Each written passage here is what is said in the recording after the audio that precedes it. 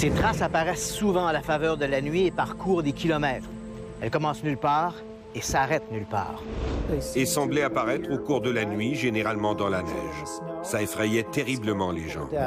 Les Sherpas parlent en effet de 3 espèces distinctes de Yétis. Alors comment relier ces empreintes à la créature? Correspondent-elles? Je ne pense pas. En 1958, au Népal, un Irlandais photographie un artefact étrange. Une main momifiée dont le cliché va intriguer tout l'Occident. En 1735, une paysanne du New Jersey accouche d'un 13e enfant, un être difforme. Enchaîné dans le grenier, un soir, il s'échappe.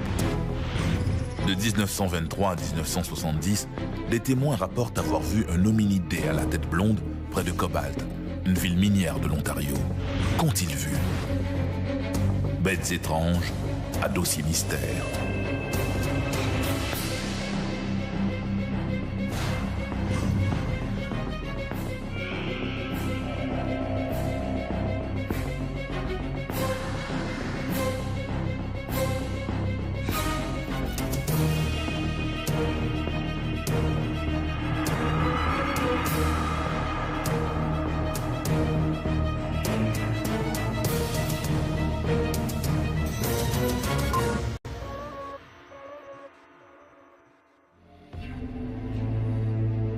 Régulièrement, la presse rapporte des rencontres avec des créatures incroyables, des monstres sortis tout droit d'un conte fantastique. Ce face-à-face que les témoins, eux, n'oublieront jamais, aurait été observé aux 4 coins du monde, des forêts de l'Amérique du Nord aux cimes enneigées de l'Himalaya.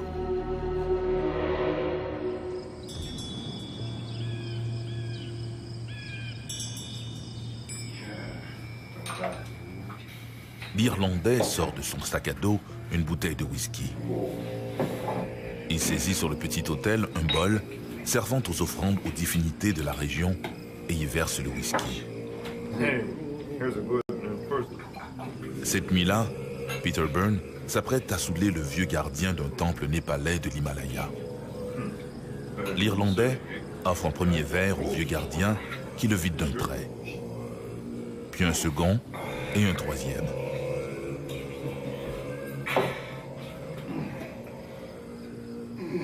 Puis, il attend que l'alcool fasse son effet. Dans un petit coffre sur l'autel se trouve l'objet de la convoitise de Peter Byrne. Et c'est ce vieux moine qui a la clé du coffre. Sans bruit, Peter s'approche du gardien sous-mort pour lui prendre la clé du coffre. Il est convaincu que la relique dans le petit coffre, une main momifiée squelettique d'une créature inconnue, va solutionner définitivement l'une des plus étranges énigmes du XXe siècle. Hélas, son geste insensé va au contraire amplifier la controverse sur l'existence d'un être aussi insaisissable que légendaire dans l'Himalaya. L'abominable homme des neiges.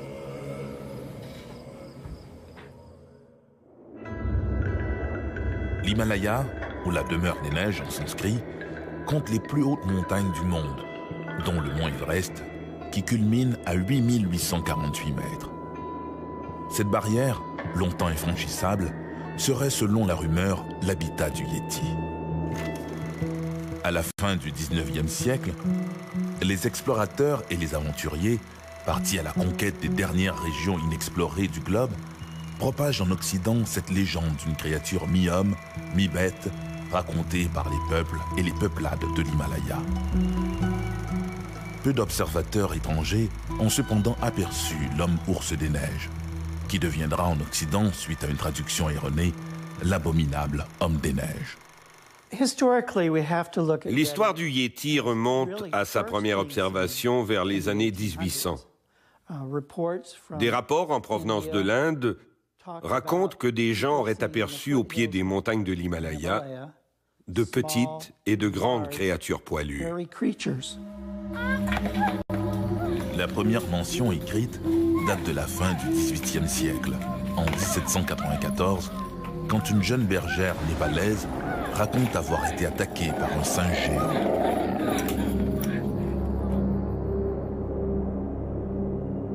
En 1889, le lieutenant-colonel Lawrence Austin Waddell, chirurgien militaire, et l'un des premiers à étudier la langue et la culture tibétaine, attribue à un ours des traces de pas étranges qu'il a découvertes dans le Sikkim.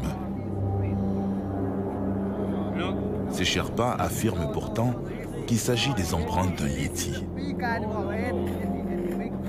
Tantôt semblable à un singe, tantôt à un ours, tantôt à un homme de la préhistoire, les récits varient quant à l'aspect de la créature. Faut-il alors parler du yéti ou des yétis? Les gens ont parlé de 3 différentes sortes de créatures.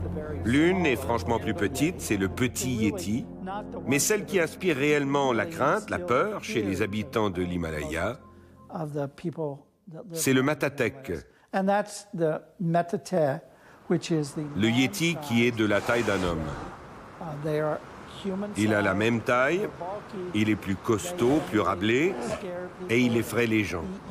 Il mange des yaks, il attaque des individus, et c'est celui qu'on retrouve régulièrement dans les rapports.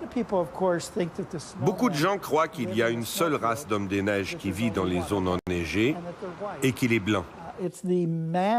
Ceux dont on parle vraiment ont la taille d'un homme, vivent en groupe, sont d'une couleur plus foncée allant de brun à noir, et la raison pour laquelle nous retrouvons leurs traces dans les montagnes, c'est qu'ils se déplacent d'une vallée à l'autre.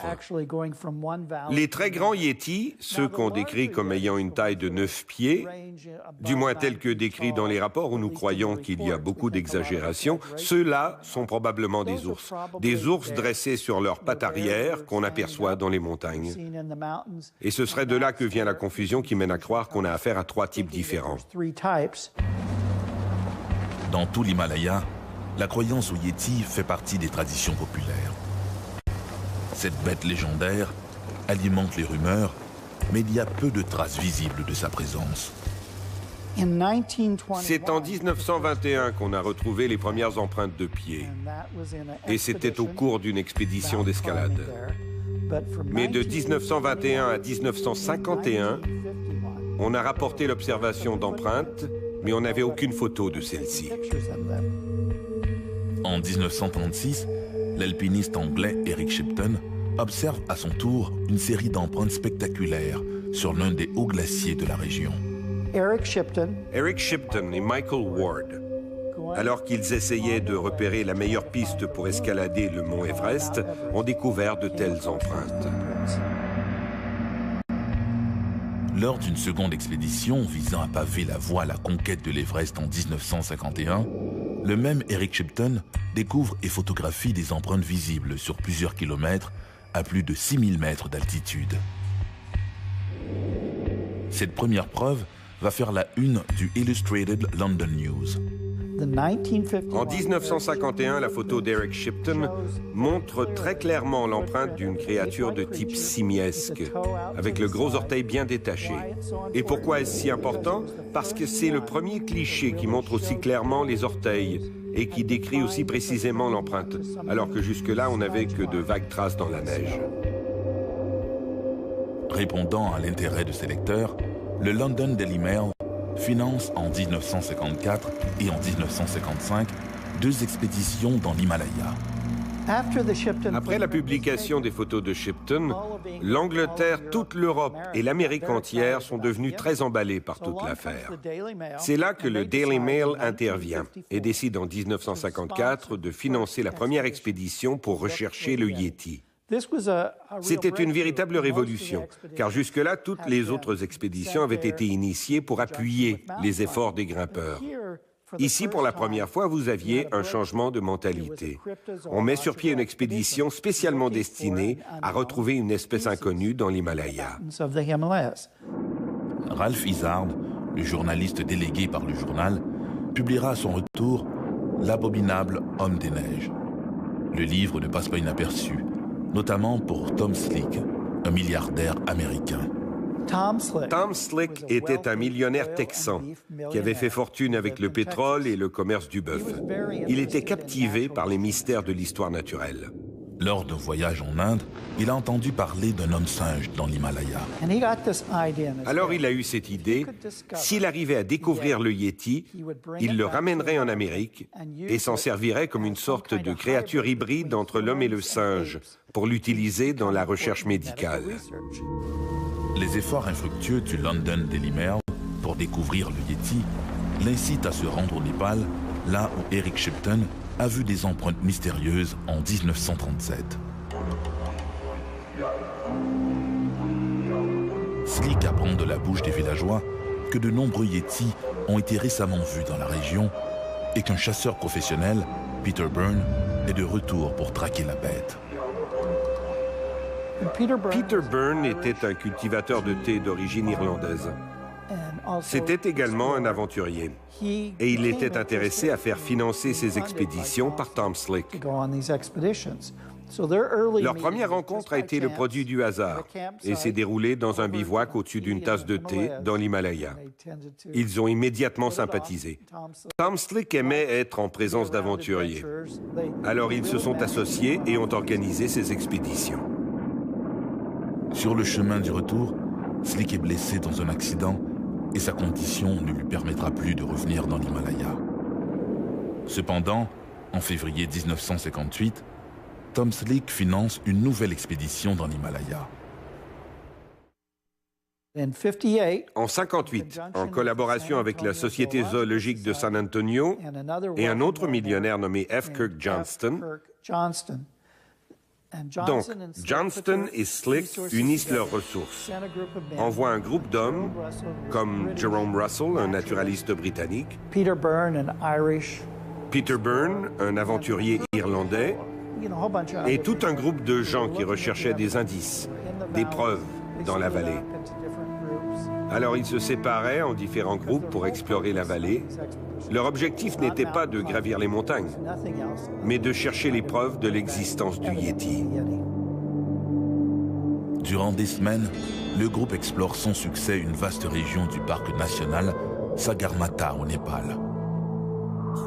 Puis, un soir dans la région de Pangbosh, George Holton, le photographe de l'expédition, invite au campement un vieux moine qui leur raconte une histoire fascinante.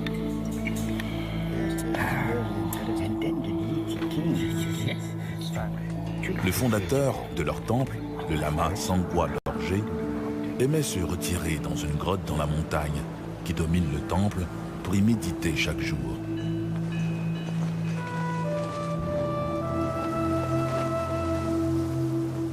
Un yéti qui occupait la caverne s'habitua à la présence pacifique du maître et au fil du temps, l'animal partageait sa nourriture avec le lama. À la mort du Yéti, les moines rapportèrent sa main au temple pour la conserver. La main de Pangbosh était un artefact sacré qui servait au rituel et que l'on gardait précieusement dans les caves du monastère. En apprenant que la main momifiée serait toujours conservée, Peter Byrne demande et obtient du moine la permission de l'accompagner au temple pour la photographier. La main est conservée dans un coffre près de la représentation symbolique d'un scalp de Yéti, comme on en retrouve dans plusieurs temples. Elle a la taille d'une main humaine et à en juger par son état de momification, elle doit être très ancienne. Byrne la photographie en y plaçant à côté sa montre bracelet pour donner une échelle de grandeur. Le cliché de la main de Pangbosh, la première jamais prise de l'artefact, est le point fort de cette expédition de 1958. Il a d'abord décrit la main comme étant très ancienne, de taille humaine. Il avait eu le privilège de l'observer, mais pas d'y toucher pour y relever des échantillons. De retour en Angleterre, Peter Byrne et Tom Slick présentent lors d'un dîner leur photographie au docteur William Charles Osman Hale, un primatologue réputé et membre de la Société royale de zoologie de Grande-Bretagne et du Collège royal des chirurgiens de Londres. Le scientifique s'avoue très intrigué par la morphologie générale de la main. Le primatologue aimerait avoir la main de Pangboche pour l'expertiser. Peter Byrne affirme la chose impossible. Au cours de leur rencontre, qui se tenait dans un restaurant très élégant, il a renversé un plein sac d'os sur la table, des os qui provenaient d'une main humaine, en demandant « Pourriez-vous remplacer la main de Pangboche par cette main ?» Et Peter Byrne de répondre « Je ne sais pas si je pourrais fabriquer la main au complet, mais je pourrais peut-être en faire une partie. » Au printemps de 1959, Peter Byrne retourne au Népal avec un plan en tête. Outre son piolet, ses crochets et ses mousquetons, Byrne emporte avec ses bagages le pouce du squelette de main que lui a offert Dr. Hill et 2 bouteilles de whisky. Peter Byrne est donc retourné au monastère de Pangboche, a retrouvé le moine qu'il connaissait et s'est fait conduire dans les caves du monastère, où il l'a enivré. À quelques mètres de lui, les ronflements de son compagnon de beuverie prouvent que l'ivrogne a commencé à cuver son vin. En silence, Byrne tourne son attention vers le petit coffre de bois. Le coffre, qui s'ouvre comme un livre, contient la main de squelette momifié qui serait, selon les moines, celle d'un yéti, la preuve dont Byrne a besoin. Pendant que le moine dormait, Peter Byrne a sorti son sac secret d'os et il a pris des échantillons de la main de Pangboche. Un peu de peau, un peu d'os, et il les a remplacés par les os qu'il avait apportés, qu'il a attachés à la main. Le crime est presque parfait. Il ne reste qu'à faire entrer le doigt du Yéti en sol britannique. Au téléphone, Tom Slick lui confie que son vieil ami, James Stewart, est en safari depuis quelques semaines en Inde et que sûrement l'acteur accepterait de jouer pour le plaisir le rôle d'un contrebandier de pouces de Yéti. Il a donc rencontré Jimmy Stewart et son épouse Gloria Stewart dans un hôtel très chic en Inde. Peter leur a remis le paquet en leur demandant « Pourriez-vous remettre ça à l'Université de Londres au Dr. Osmond Hill ?» Jimmy Stewart lui a répondu « Bien sûr que je peux faire ça ». Le couple a donc repris l'avion vers Londres, mais à leur arrivée, ils se sont aperçus que leurs bagages avaient été égarés.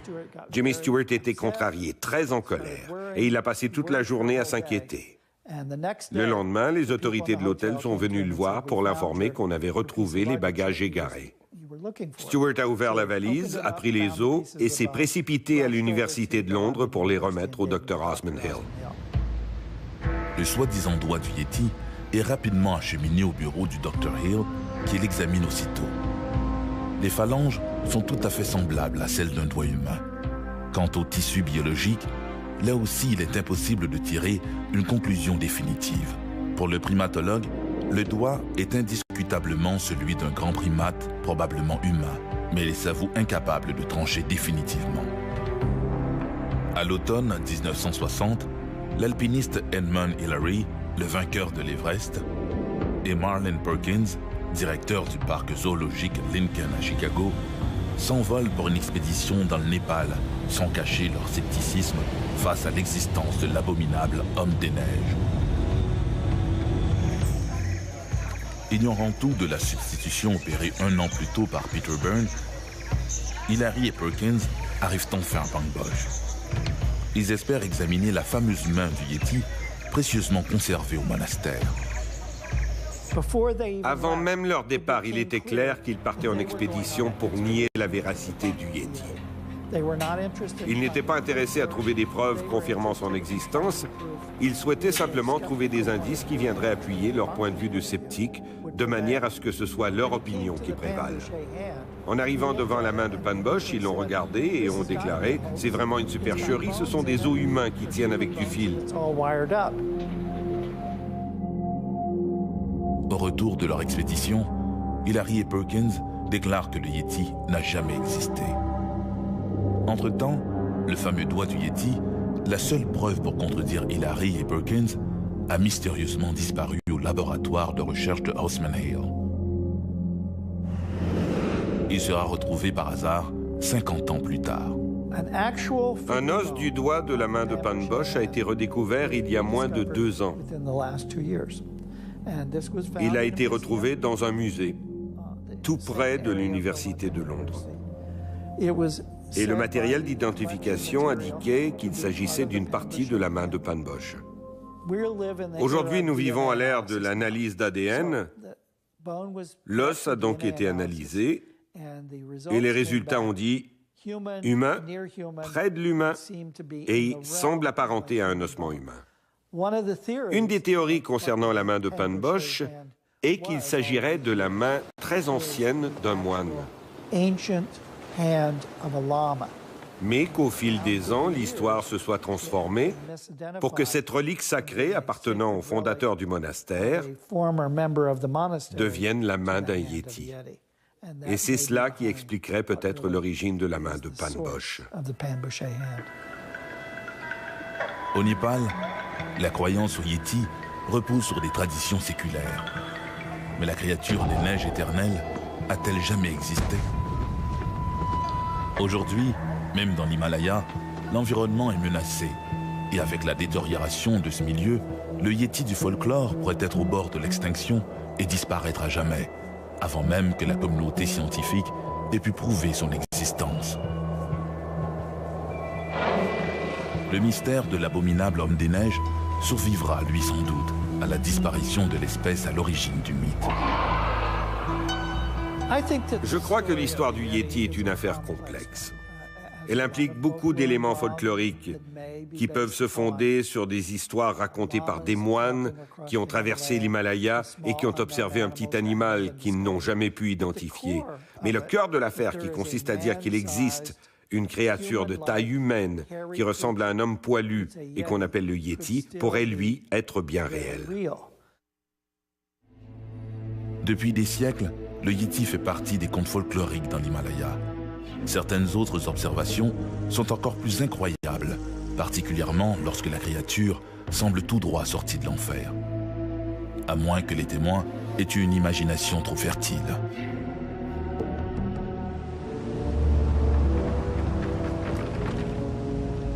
Les forêts de Pine Barrens au New Jersey, novembre 2004. 2 garçons, 2 jeunes frères, ont été s'amuser près d'une crique. Vers 16 heures, les jeunes décident de rentrer en empruntant un sentier qui traverse la forêt de Pine Barrens. Chemin faisant, ils entendent des bruits de branchage derrière eux. Ils suspectent la présence d'un animal caché par les arbres. De là où ils se trouvent, ils ne peuvent rien voir. Mais ils ont de plus en plus l'impression qu'une bête les a pris pour proie. Ils tentent de dissimuler leur peur. Puis, comme ils se retournent pour la énième fois, ils la voient enfin. Elle est là, à moins de 4 mètres d'eux. Terrifiés, les jeunes prennent leurs jambes à leur cou et s'enfuient aussi vite qu'ils le peuvent, la bête sur les talons. Ils courent à perdre haleine sans se retourner. Ils aperçoivent enfin une éclaircie entre les arbres. Peut-être leur salut. À l'orée du bois, près de la route, ils jettent un dernier regard sur la forêt. La créature n'est plus là. Ils ont échappé au mystérieux diable du Jersey. Les forêts de Pine Barrens s'étendent au nord-ouest d'Atlantic City, dans le comté de Leeds. Elles couvrent quelques 1700 milles carrés, en plein cœur du New Jersey. Depuis des générations, on raconte que ces bois seraient l'antre d'une mystérieuse créature. Le diable du Jersey. Au meilleur de notre connaissance, ce que nous pouvons dire, c'est que la légende du diable du Jersey remonte au XVIIe siècle, alors que Madame Leeds était sur le point d'accoucher et qu'elle a jeté un sort à l'enfant. Madame Leeds avait déjà donné naissance à 12 enfants et elle ne voulait pas accoucher une 13e fois. À sa naissance, elle lui a jeté un sort et l'a offert au diable. D'après la légende, Deborah Leeds aurait accouché à l'automne de 1735. Réalisant qu'elle vient de mettre bas un rejeton affreusement difforme, Madame Leeds l'offre au diable. À sa naissance, on raconte qu'il avait une queue pointue, peut-être même des ailes. Elle a caché l'enfant dans son grenier et l'a gardé là un moment, jusqu'à ce qu'il s'envole vers les Pine Barrens. Et de là est née la légende du diable du Jersey. Prise au premier niveau, l'affaire du diable du Jersey apparaît comme un simple conte folklorique et le serait sans doute demeuré s'il n'y avait pas eu toutes ces apparitions qui, au fil des ans, sont venues étayer la croyance qu'il y a bien quelque chose de mystérieux qui hante les forêts de Pine Barrens. Entre 1840 et 1841, de nombreuses bêtes sont retrouvées égorgées et affreusement mutilées. Évidemment, à cette époque, les villageois accusent le diable d'en être le responsable. En 1859, des témoins jurent avoir aperçu l'étrange créature à Haddonfield, puis à Bridgeton, à l'hiver de 1873-1874. Le meilleur moment pour apercevoir le diable du Jersey, c'est en janvier. Et dans les années 1920 et 30, des centaines de personnes ont affirmé avoir aperçu le diable du Jersey, particulièrement le 21 janvier. Et c'est ainsi à chaque année, le 21 janvier. En janvier 1909, la présence de la créature se fait sentir plus que jamais. Les cas de l'année 1909 sont particulièrement intrigants. Il y aurait eu plusieurs observations. Des groupes de pompiers auraient décrit un cheval volant de couleur orange, une créature volant au-dessus de leur tête. C'était vraiment un sujet de grande importance au plan médiatique. On raconte que plus de 200 personnes dans cette région du New Jersey auraient aperçu le diable de Jersey. Ces apparitions commencent dans la nuit du 16 au 17 janvier 1909. Cette nuit-là, plusieurs résidents de Woodbury entendent des hurlements qu'ils ne peuvent associer à aucun animal connu. Dans la ville voisine de Trenton, un conseiller municipal, E.P. Whedon, réveillé au petit matin par les grattements d'un animal sur sa porte d'entrée, découvre dans la neige des empreintes mystérieuses, apparemment faites par des sabots fourchus. Un des détails qui ressort de ces observations de 1909, c'est ce que les gens ont appelé les empreintes du diable, les empreintes des sabots du diable. Elles étaient de forme circulaire, traversaient les cours et les toitures et semblaient apparaître au cours de la nuit, généralement dans la neige. Ça effrayait terriblement les gens. Le même jour, en soirée, un certain Tad Cousins quitte l'hôtel de Woodbury. Alors qu'il roule sur une route isolée, il entend un long sifflement. Ce n'est qu'à ce moment-là qu'il aperçoit une créature dans le ciel étoilé. Il déclara plus tard que la créature semblait entourée d'un nuage de fumée. À peu près au même moment, dans le même secteur, l'agent James Sackville termine sa ronde. Près de Bucket Street, son chien se met à grogner. L'agent se retrouve nez à nez avec une créature ailée. Sans hésiter, il fait feu en direction du monstre qui disparaît dans l'obscurité. Dans les jours qui suivent, des centaines d'empreintes mystérieuses sont rapportées. Celles-ci, semblables à des sabots fourchus, défient toute explication. On a relevé des empreintes du diable du Jersey, mais malheureusement, ces forêts abritent une multitude d'animaux sauvages, incluant des cerfs. En conséquence, il est très difficile d'affirmer qu'une de ces empreintes soit celle du diable du Jersey plutôt que celle d'un autre animal. Vous savez, nous vivons au royaume du canular, et il est bien possible que nous ayons affaire à un canular parce que, honnêtement parlant, personne n'a jamais vu un diable du Jersey en train de laisser ses empreintes. Alors comment relier ces empreintes et la créature? Correspondent-elles? Je ne pense pas. Les témoignages de rencontres avec une bête diabolique se multiplient depuis quelques semaines au New Jersey.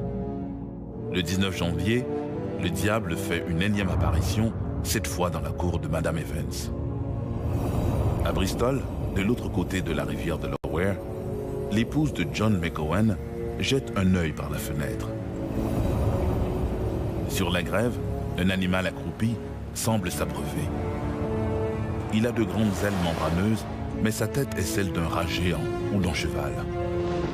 La créature se redresse bientôt et disparaît dans les bois qui bordent la rivière. Même phénomène à Gloucester et à Camden, plus au sud. À lire les comptes rendus quotidiens de la presse, on a l'impression que le diable est partout. Les habitants sont inquiets. En forêt ou près des cours d'eau, chacun est sur ses gardes. À Moorestown, elle surprend un jeune pêcheur. Les villageois trouvent des animaux égorgés un peu partout et à proximité, des empreintes de sabots fourchus. Je connais cette histoire des empreintes du diable qui remonte à 1855 et que les gens attribuent au diable du Jersey. Mais il y a un problème majeur. Ces empreintes du diable ont été retrouvées dans le Devon, en Angleterre, bien avant la naissance de la légende du diable du Jersey.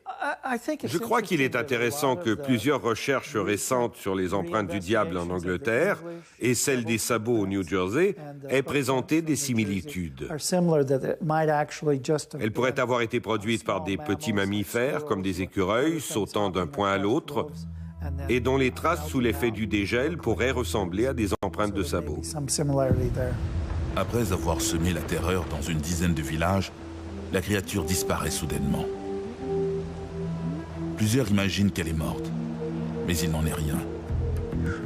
Au cours des décennies suivantes, ces apparitions se font plus rares, mais toujours aussi spectaculaires.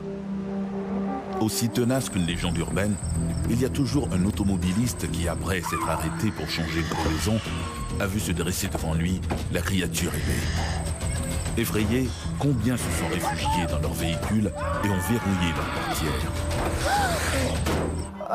La légende du diable du Jersey est assez intéressante parce qu'elle souligne le fait que, de nos jours, tous les événements comme l'apparition d'un animal bizarre, le lait qui surit ou les pneus qui crèvent sont attribués au diable du Jersey. Alors pour moi, le diable du Jersey est devenu une expression parapluie. Tous les monstres ou les créatures inconnues qui sont aperçus dans l'État du New Jersey portent invariablement le nom de diable du Jersey. Aujourd'hui, on ne sait toujours pas quelle est sa véritable nature. On tend à le décrire comme essentiellement humain, ce qui le classerait dans la catégorie de la cryptozoologie. Il y a assez peu d'indices physiques pour en faire un cas d'étude. Et je crois que c'est le problème avec le diable du Jersey. Il n'y a pas de carcasse et les empreintes de sabots peuvent avoir été faites par des rongeurs. En novembre 1951, les adolescents organisent une battue dans les bois près de la maison de John de Gibbston, où la veille, leur compagnon a été pris de convulsions après avoir vu une bête hideuse à la fenêtre. L'un des garçons, Jerry Ray, racontera plus tard avoir été agressé par la créature qui a bien failli l'emporter dans les bois. Cet événement déclenche une hystérie collective qui n'est pas sans rappeler la vague de 1909. Pour endiguer le flot d'amateurs qui débarquent à Gibbston, dans l'espoir d'y apercevoir l'insaisissable créature, le chef de la police, Louis Silvestro, fait apposer à l'entrée de la ville de grandes pancartes affichant que le diable du Jersey est un canular.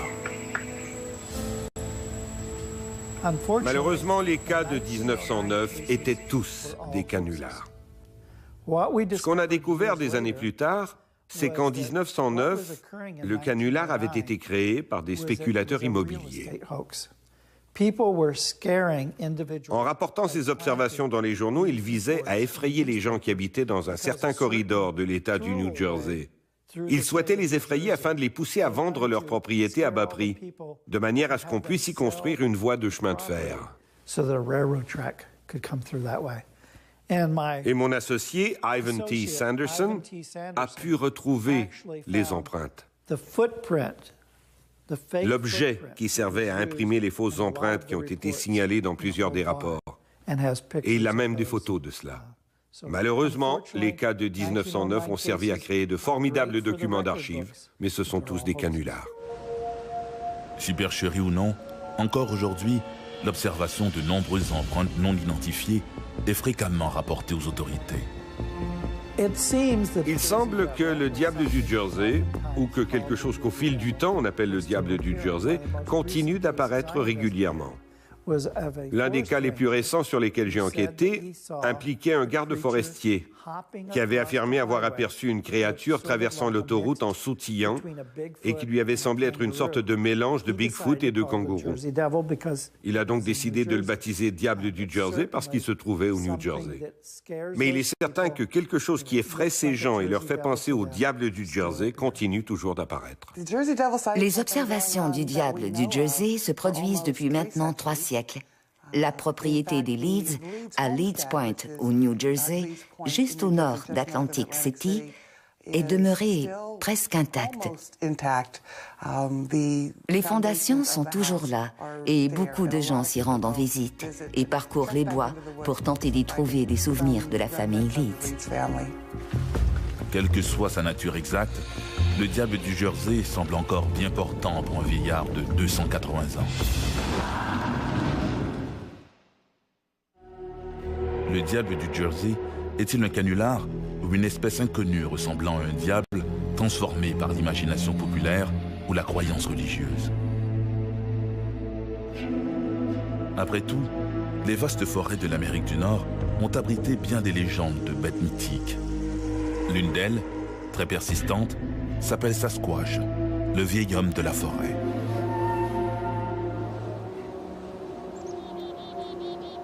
Le soleil est couché depuis peu. Sur l'autoroute menant à Sault-Sainte-Marie, la circulation est fluide.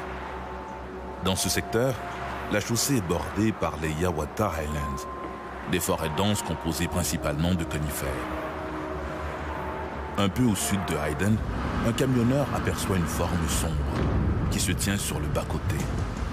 La forme n'est plus alors qu'à une vingtaine de mètres. Le chauffeur comprend qu'il ne s'agit pas d'un animal ordinaire, mais d'une créature simiesque de 2 mètres de haut et couverte d'une fourrure sombre. Le temps de réaliser sa méprise, que la créature a déjà tourné les talons pour disparaître dans la forêt.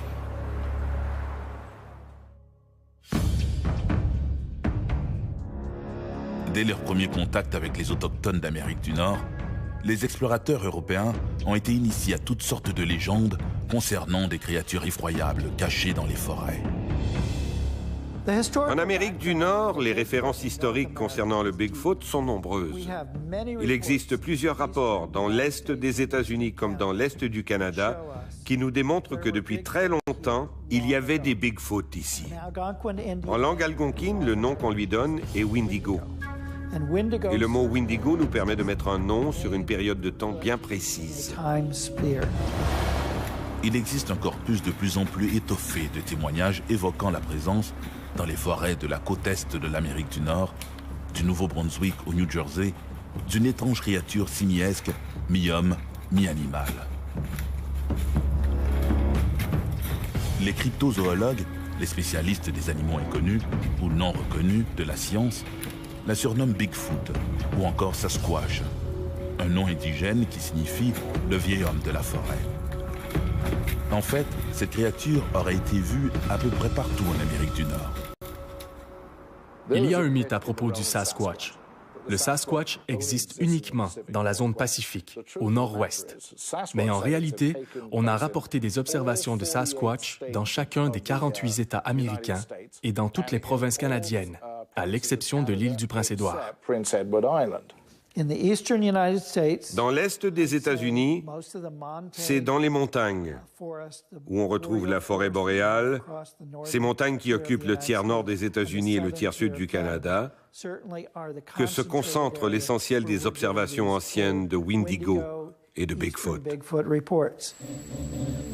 En Nouvelle-Angleterre, les montagnes Adirondacks seraient particulièrement propices à ce genre de rencontres. À Whitehall, dans la soirée du 24 août 1976, 3 adolescents ont rapporté avoir vu une créature simiesque de 2,5 mètres de haut près de la réserve de Ward Marsh.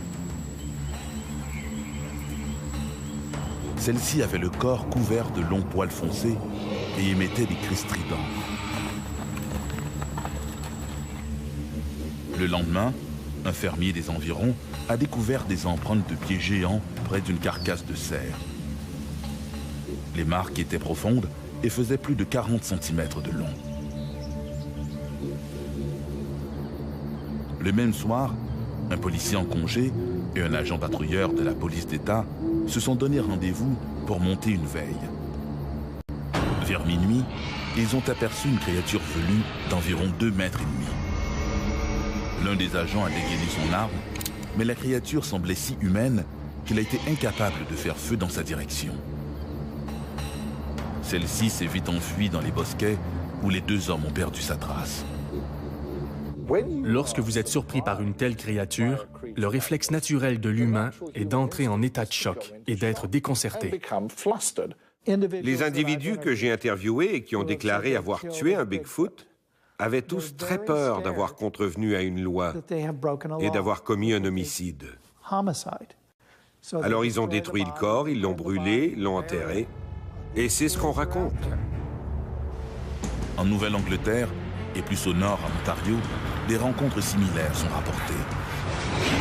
En février 1982, un policier a vu une bête traverser la chaussée juste devant son véhicule de patrouille. Elle a franchi les voies en 2 ou 3 enjambées seulement. Quand on observe uniquement 1 ou 2 Bigfoot, on les décrit comme étant jeunes. Mais dans les rapports où on a aperçu des groupes de 3 ou 4 Bigfoot, on les décrit comme étant plus vieux, une vieille femelle ou un vieux mâle qui semble appartenir à un groupe familial. Plus au nord, les forêts du Québec comptent aussi leur lot d'apparitions. À l'été de 2001, un technicien forestier de Saint-Fulgence a découvert sur les monts Valin, dans la région du Saguenay-Lac-Saint-Jean, des empreintes mystérieuses. De forme à peu près humaine, les traces faisaient plus de 45 cm de long. Informé de cette trouvaille inusitée, Yvon Leclerc, un cryptozoologue de Notre-Dame-du-Mont-Carmel, près de Trois-Rivières, s'est vite rendu sur place où il a pu faire des moulages des dites empreintes. Si par exemple vous observez une empreinte de Yéti, la forme classique de l'empreinte ressemble à une main humaine. Mais si vous observez une empreinte de Bigfoot, elle ressemble à un pied humain, avec les 5 orteils tous orientés dans la même direction. Dans les Adirondacks, dans les Ozarks, dans les Appalaches, la description générale de ces créatures de type Bigfoot est qu'ils sont multicolores, avec des taches plus claires sur différentes parties du corps. En Ontario, à Cobalt, nous avons des observations qui datent des années 1920-1940 d'une créature qu'on a surnommée Old Yellow Top. La première observation de cette créature date de 1906, à Violet Mine, tout juste à l'est de Cobalt, en Ontario. Un groupe de mineurs qui érigeaient une structure ont aperçu cette créature, 7 pieds de haut, le poil foncé, de cheveux longs avec sur le dessus de la tête une masse de poils blonds. Passons maintenant en mode avance rapide, car nous avons toute une série d'observations. 1923, 1927 et ainsi de suite. En 1970, nous avons un chauffeur d'autobus nommé Amos Latreille qui transporte un groupe de travailleurs à bord de son véhicule. Il circule sur une route dans cette région lorsqu'il doit faire une manœuvre brutale pour éviter que son autobus ne heurte ce qu'il décrira plus tard comme un yellow top, une grande créature poilue avec une touffe de poils blonds sur le sommet du crâne. Si vous tenez compte du laps de temps qui s'est écoulé, il est phénoménal que cette créature, s'il s'agit bien du même animal, ait pu vivre durant 64 ans, à moins qu'on ait affaire à une famille de Sasquatch ayant une caractéristique génétique unique vivant au nord de l'Ontario. Si je me fie à mes dossiers, le Old Yellow Top de Cobalt en Ontario avait une fréquence d'apparition assez régulière. 1920, 1940, 1970, mais pas d'observation récente. Serait-il mort? Parce que durant toute cette période, on semble avoir affaire à une créature bien précise, avec une touffe de poils jaunes sur le dessus de la tête. Est-ce la même créature qui vieillissait? L'espérance de vie d'une créature de type Bigfoot serait-elle la même que celle des humains? Après 70 ans, la créature semble disparaître. Réel ou non, le Sasquatch ne cesse d'attiser la curiosité de tous. Pourrons-nous un jour en avoir le cœur net? Cela demeure un mystère.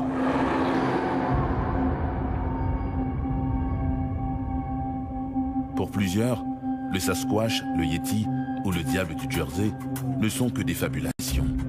Leur existence ne repose que sur des témoignages vagues, nuls sur le plan scientifique. Des découvertes récentes en zoologie prouvent cependant que certaines espèces au centre de plusieurs traditions ont réellement existé des siècles avant d'être découvertes par des chercheurs et prouvées par la science. Leur existence bien réelle explique après coup la ténacité des contes populaires.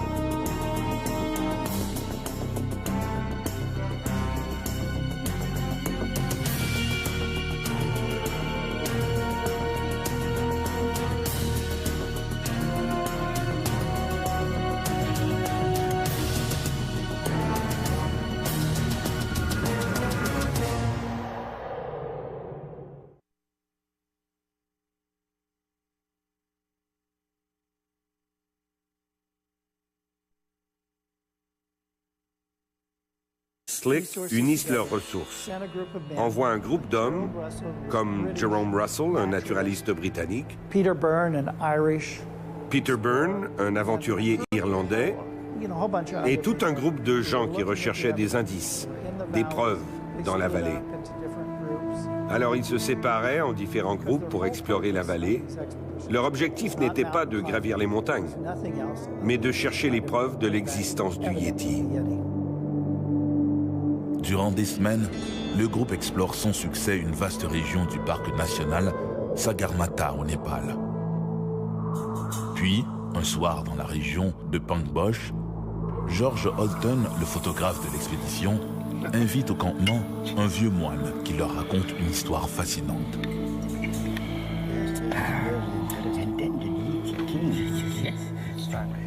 Le fondateur de leur temple, le lama Sangwa Lorje, aimait se retirer dans une grotte dans la montagne qui domine le temple pour y méditer chaque jour.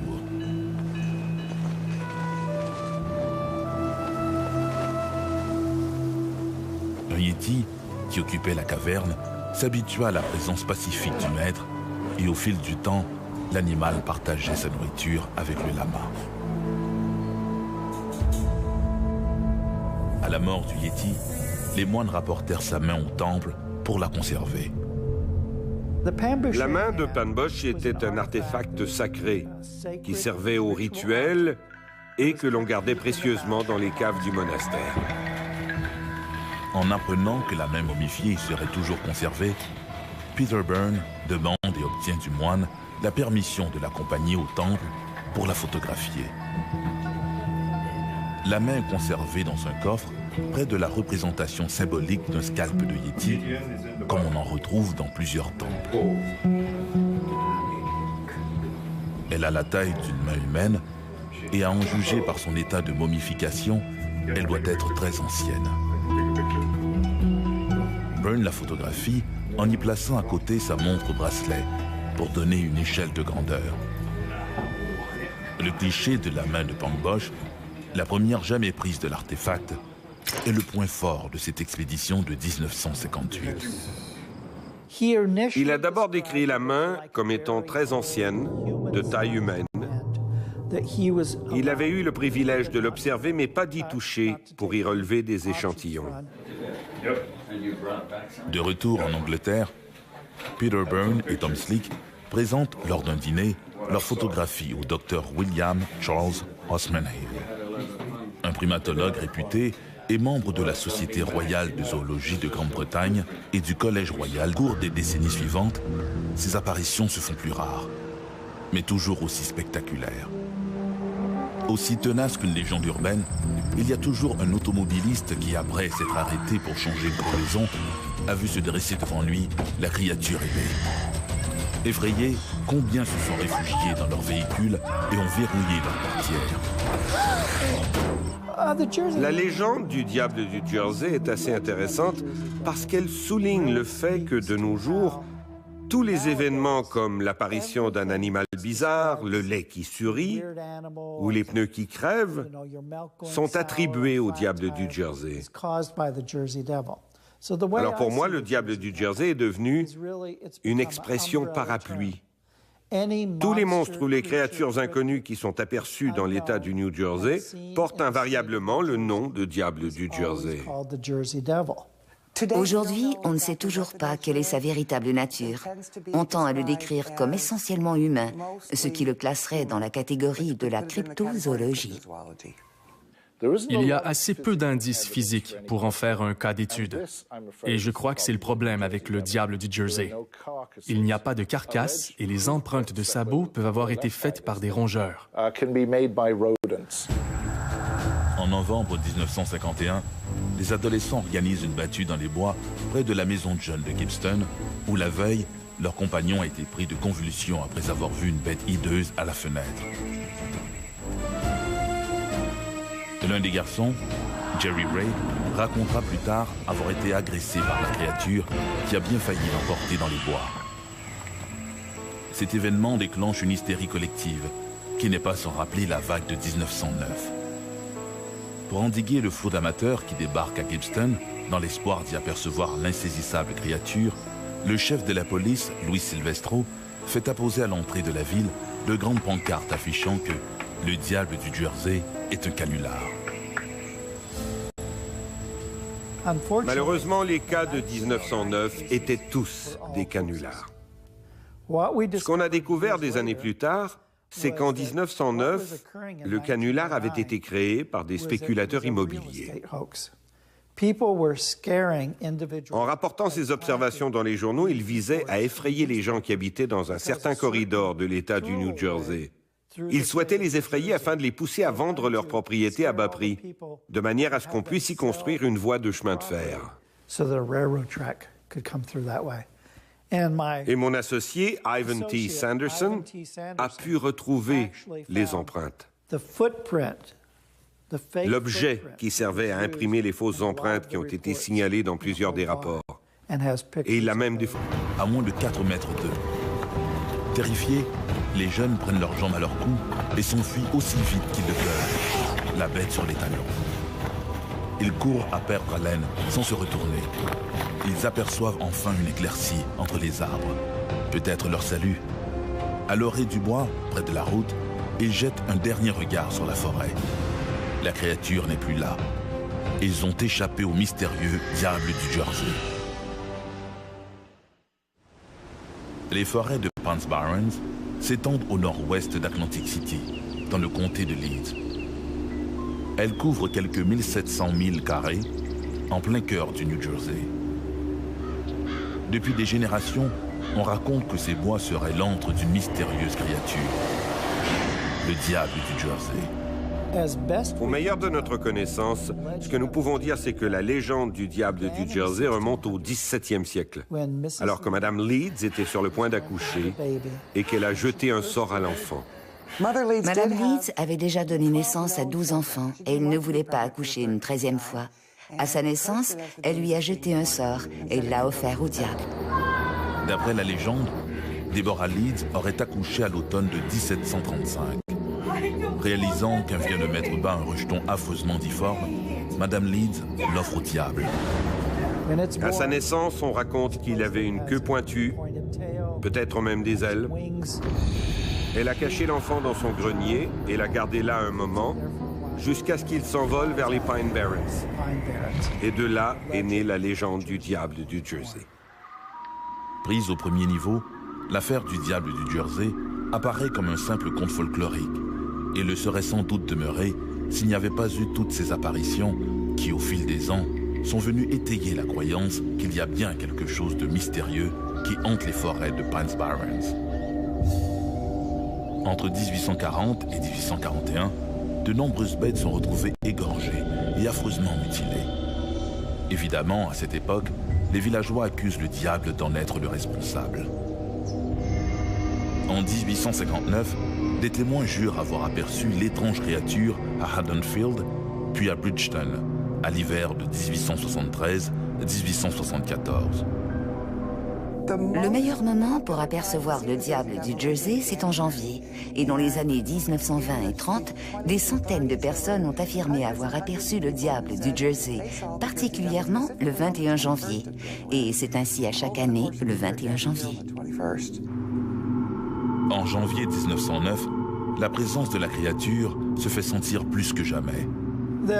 Les cas de l'année 1909 sont particulièrement intrigants. Il y aurait eu plusieurs... Des rapports en provenance de l'Inde racontent que des gens auraient aperçu au pied des montagnes de l'Himalaya de petites et de grandes créatures poilues.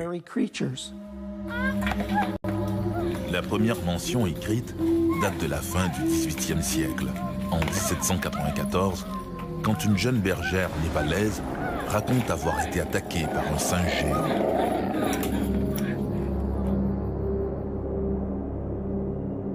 En 1889, le lieutenant-colonel Lawrence Austin Waddell, chirurgien militaire, et l'un des premiers à étudier la langue et la culture tibétaine, attribue à un ours des traces de pas étranges qu'il a découvertes dans le Sikkim. Ces Sherpas affirment pourtant qu'il s'agit des empreintes d'un yéti. Tantôt semblable à un singe, tantôt à un ours, tantôt à un homme de la préhistoire, les récits varient quant à l'aspect de la créature. Faut-il alors parler du yéti ou des yétis? Les gens ont parlé de 3 différentes sortes de créatures. L'une est franchement plus petite, c'est le petit yéti, mais celle qui inspire réellement la crainte, la peur chez les habitants de l'Himalaya, c'est le matatek. Le yéti qui est de la taille d'un homme. Il a la même taille, il est plus costaud, plus râblé, et il effraie les gens. Il mange des yaks, il attaque des individus, et c'est celui qu'on retrouve régulièrement dans les rapports. Beaucoup de gens croient qu'il y a une seule race d'hommes des neiges qui vit dans les zones enneigées, et qu'il est blanc. Ceux dont on parle vraiment ont la taille d'un homme, vivent en groupe, sont d'une couleur plus foncée allant de brun à noir, et la raison pour laquelle nous retrouvons leurs traces dans les montagnes, c'est qu'ils se déplacent d'une vallée à l'autre. Les très grands yétis, ceux qu'on décrit comme ayant une taille de 9 pieds, du moins tels que décrits dans les rapports où nous croyons qu'il y a beaucoup d'exagération, ceux-là sont probablement des ours. Des ours dressés sur leurs pattes arrière qu'on aperçoit dans les montagnes. Et ce serait de là que vient la confusion qui mène à croire qu'on a affaire à 3 types différents. Dans tout l'Himalaya, la croyance au yéti fait partie des traditions populaires. Cette bête légendaire alimente les rumeurs, mais il y a peu de traces visibles de sa présence. C'est en 1921 qu'on a retrouvé les premières empreintes de pieds, et c'était au cours d'une expédition d'escalade. Mais de 1921 à 1951, on a rapporté l'observation d'empreintes. Encore bien portant pour un vieillard de 280 ans. Le diable du Jersey est-il un canular ou une espèce inconnue ressemblant à un diable transformé par l'imagination populaire ou la croyance religieuse? Après tout, les vastes forêts de l'Amérique du Nord ont abrité bien des légendes de bêtes mythiques. L'une d'elles, très persistante, s'appelle Sasquatch, le vieil homme de la forêt.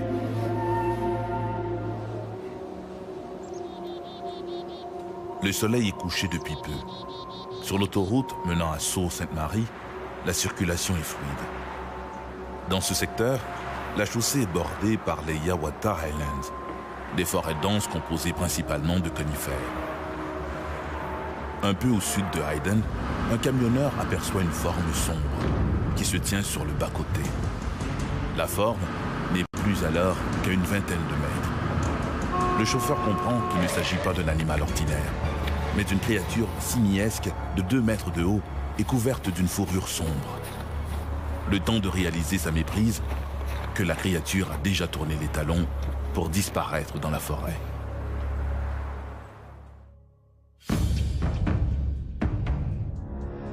Dès leur premier contact avec les autochtones d'Amérique du Nord, les explorateurs européens ont été initiés à toutes sortes de légendes concernant des créatures effroyables cachées dans les forêts.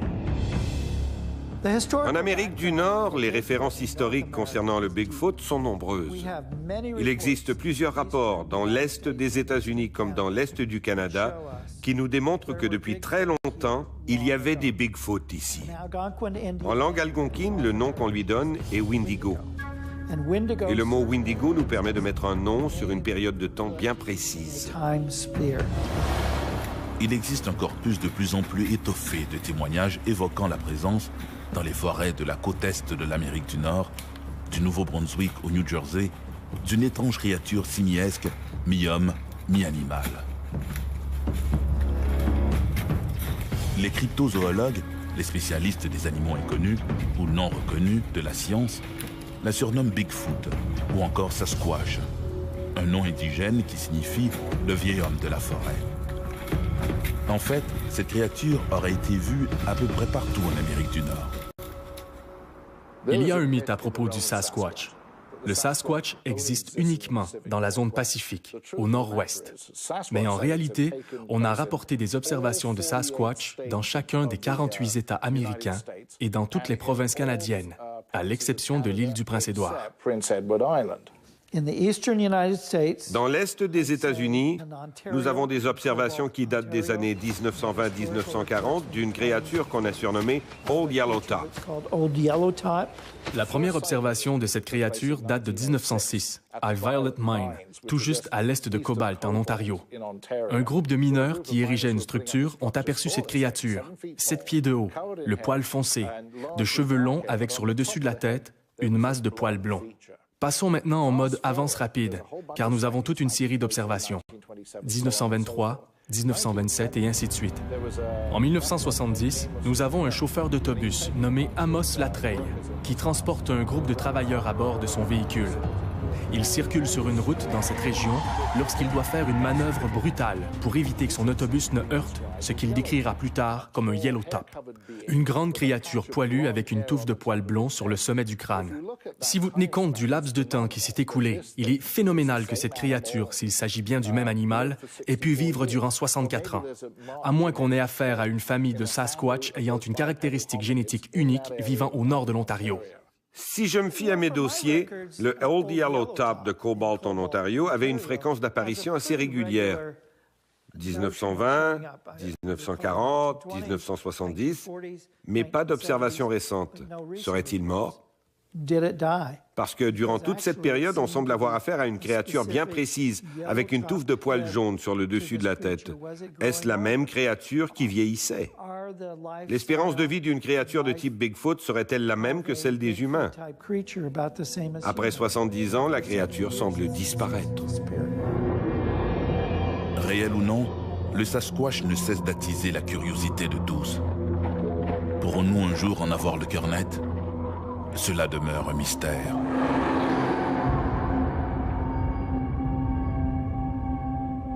Pour plusieurs, le Sasquatch, le Yeti ou le diable du Jersey ne sont que des fabulations. Leur existence ne repose que sur des témoignages vagues, nuls sur le plan scientifique. Des découvertes récentes en zoologie prouvent cependant que certaines espèces au centre de plusieurs traditions ont réellement existé des siècles avant d'être découvertes par des chercheurs et prouvées par la science. Leur existence bien réelle explique après coup la ténacité des contes populaires.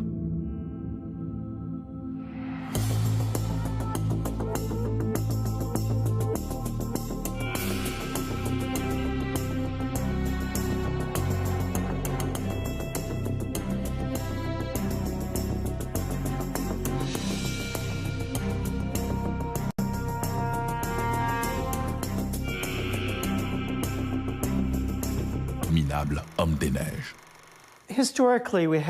L'histoire du Yéti remonte à sa première observation vers les années 1800.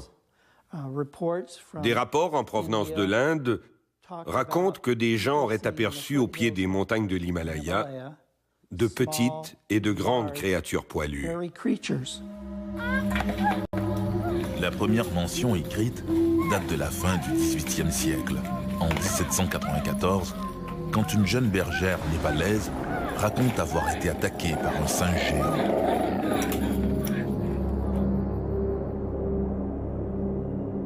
En 1889, le lieutenant-colonel Lawrence Austin Waddell, chirurgien militaire, et l'un des premiers à étudier la langue et la culture tibétaine, attribue à un ours des traces de pas étranges qu'il a découvertes dans le Sikkim. Ces Sherpas affirment pourtant qu'il s'agit des empreintes d'un yéti. Tantôt semblable à un singe, tantôt à un ours, tantôt à un homme de la préhistoire, les récits varient quant à l'aspect de la créature. Faut-il alors parler du yéti ou des yétis? Les gens ont parlé de 3 différentes sortes de créatures. L'une est franchement plus petite, c'est le petit yéti, mais celle qui inspire réellement la crainte, la peur chez les habitants de l'Himalaya, c'est le Matatek. Le yéti qui est de la taille d'un homme. Il a la même taille, il est plus costaud, plus râblé, et il effraie les gens. Il mange des yaks, il attaque des individus, et c'est celui qu'on retrouve régulièrement dans les rapports. Beaucoup de gens croient qu'il y a une seule race d'hommes des neiges qui vit dans les zones enneigées, et qu'il est blanc.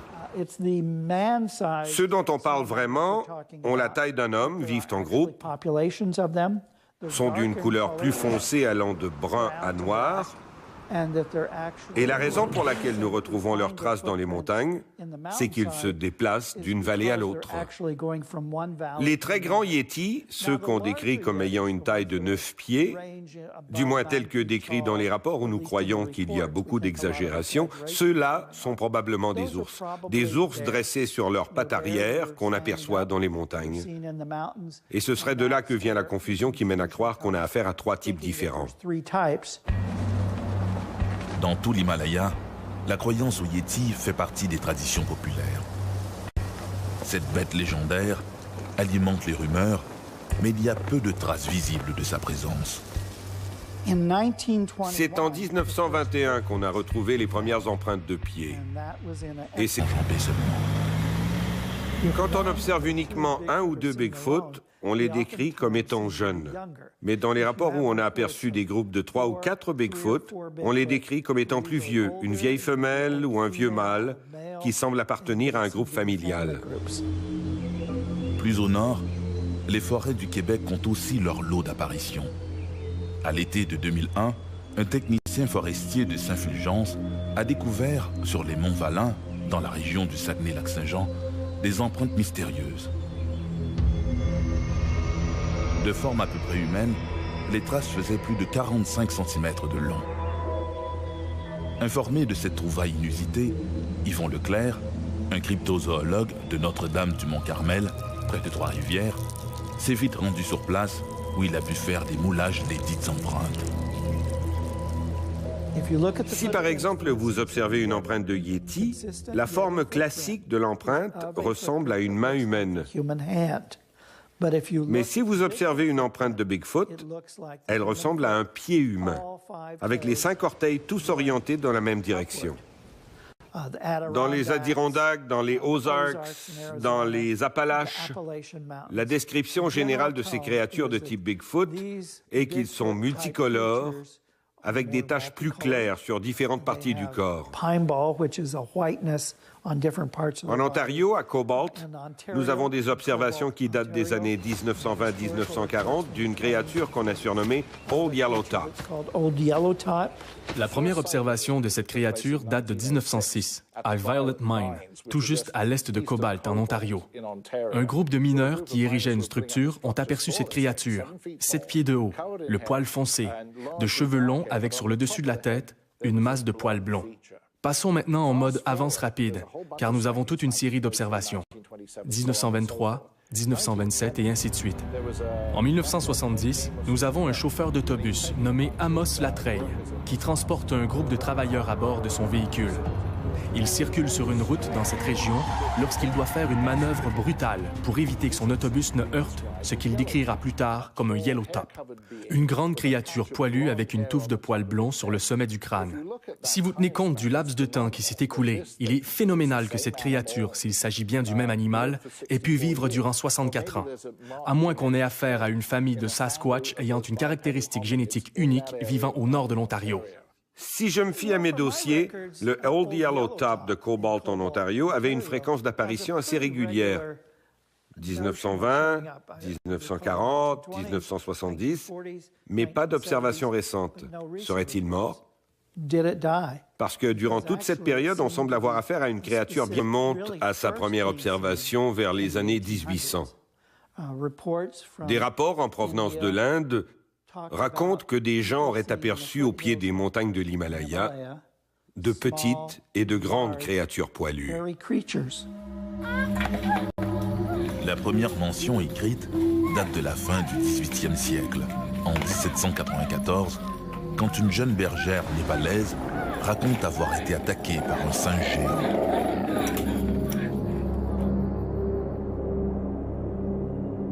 En 1889, le lieutenant-colonel Lawrence Austin Waddell, chirurgien militaire, et l'un des premiers à étudier la langue et la culture tibétaine, attribue à un ours des traces de pas étranges qu'il a découvertes dans le Sikkim. Ces Sherpas affirment pourtant qu'il s'agit des empreintes d'un yéti. Tantôt semblable à un singe, tantôt à un ours, tantôt à un homme de la préhistoire, les récits varient quant à l'aspect de la créature. Faut-il alors parler du yéti ou des yétis? Les gens ont parlé de 3 différentes sortes de créatures. L'une est franchement plus petite, c'est le petit yéti, mais celle qui inspire réellement la crainte, la peur chez les habitants de l'Himalaya, c'est le matatek. Le yéti qui est de la taille d'un homme. Il a la même taille, il est plus costaud, plus râblé, et il effraie les gens. Il mange des yaks, il attaque des individus, et c'est celui qu'on retrouve régulièrement dans les rapports. Beaucoup de gens croient qu'il y a une seule race d'hommes des neiges qui vit dans les zones enneigées, et qu'il est blanc. Ceux dont on parle vraiment ont la taille d'un homme, vivent en groupe, sont d'une couleur plus foncée allant de brun à noir, et la raison pour laquelle nous retrouvons leurs traces dans les montagnes, c'est qu'ils se déplacent d'une vallée à l'autre. Les très grands yétis, ceux qu'on décrit comme ayant une taille de 9 pieds, du moins tels que décrits dans les rapports où nous croyons qu'il y a beaucoup d'exagération, ceux-là sont probablement des ours. Des ours dressés sur leurs pattes arrière qu'on aperçoit dans les montagnes. Et ce serait de là que vient la confusion qui mène à croire qu'on a affaire à 3 types différents. Dans tout l'Himalaya, la croyance au yéti fait partie des traditions populaires. Cette bête légendaire alimente les rumeurs, mais il y a peu de traces visibles de sa présence. C'est en 1921 qu'on a retrouvé les premières empreintes de pieds. Et c'était au cours d'une expédition d'escalade. Mais de 1921 à... Au retour de leur expédition, Hillary et Perkins déclarent que le yéti n'a jamais existé. Entre-temps, le fameux doigt du yéti, la seule preuve pour contredire Hillary et Perkins, a mystérieusement disparu au laboratoire de recherche de Houseman Hale. Il sera retrouvé par hasard 50 ans plus tard. Un os du doigt de la main de Pan Bosch a été redécouvert il y a moins de 2 ans. Il a été retrouvé dans un musée, tout près de l'Université de Londres. Et le matériel d'identification indiquait qu'il s'agissait d'une partie de la main de Pan Bosch. Aujourd'hui, nous vivons à l'ère de l'analyse d'ADN. L'os a donc été analysé et les résultats ont dit humain, près de l'humain, et semble apparenté à un ossement humain. Une des théories concernant la main de Pan Bosch est qu'il s'agirait de la main très ancienne d'un moine. mais qu'au fil des ans, l'histoire se soit transformée pour que cette relique sacrée appartenant au fondateur du monastère devienne la main d'un Yéti. Et c'est cela qui expliquerait peut-être l'origine de la main de Pan Bosh. Au Népal, la croyance au Yéti repose sur des traditions séculaires. Mais la créature des neiges éternelles a-t-elle jamais existé? Aujourd'hui, même dans l'Himalaya, l'environnement est menacé. Et avec la détérioration de ce milieu, le Yéti du folklore pourrait être au bord de l'extinction et disparaître à jamais, avant même que la communauté scientifique ait pu prouver son existence. Le mystère de l'abominable homme des neiges survivra, lui sans doute, à la disparition de l'espèce à l'origine du mythe. Je crois que l'histoire du Yéti est une affaire complexe. Elle implique beaucoup d'éléments folkloriques qui peuvent se fonder sur des histoires racontées par des moines qui ont traversé l'Himalaya et qui ont observé un petit animal qu'ils n'ont jamais pu identifier. Mais le cœur de l'affaire, qui consiste à dire qu'il existe une créature de taille humaine qui ressemble à un homme poilu et qu'on appelle le Yéti, pourrait, lui, être bien réel. Depuis des siècles, le Yéti fait partie des contes folkloriques dans l'Himalaya. Certaines autres observations sont encore plus incroyables, particulièrement lorsque la créature semble tout droit sortie de l'enfer. À moins que les témoins aient eu une imagination trop fertile.